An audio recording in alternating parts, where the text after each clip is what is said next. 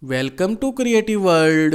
In this video, we will solve Chapter 2 exercise problem number 2.12. While solving this problem, we will be using Kirchoff's current law. According to this law, a cumulative current on a node inside an electrical network is always equal to 0. Sum of all entering currents on a node is always equal to sum of all leaving currents from that node. Move towards the problem.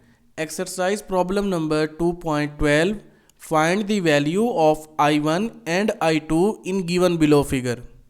This is the circuit diagram of given problem. In this circuit, we have to find the value of currents I1 and I2.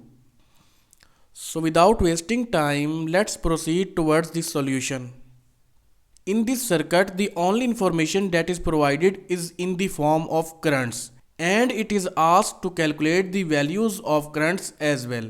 No other parameter of elements is specified, so we can use Kirchoff's current law for the solution of this problem because Kirchoff's current law is purely based on currents. Basic formula of Kirchoff's current law is provided here. We will use this formula to calculate the values of I1 and I2. Inside the circuit we have total 4 number of nodes, but our main concerning nodes will be these two nodes. Start from this node. On this node one current is entering, that is labeled as I1, and two currents are leaving, 8 mA and 4 mA. We can write the Kirchoff's current law equation for this node. I1 is entering current while 8 mA and 4 mA are leaving currents.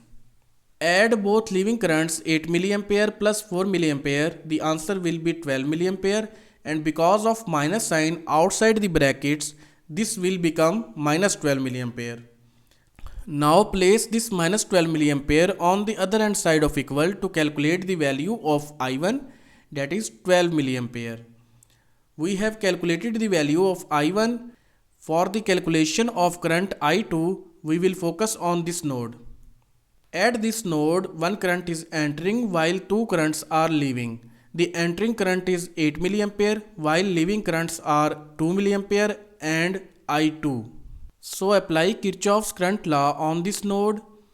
Entering current is 8 mA while leaving currents are 2 mA and I2. Open the brackets, this minus will multiply with 2 mA and I2 and both will become minus. Now place I2 on the other hand side of equal and subtract 2 mA from 8 mA to calculate the value of I2, that is 6 mA. So the value of I1 is 12 mA and I2 is 6 mA. This was exercise problem number 2.12. Thank you. See you again in next video.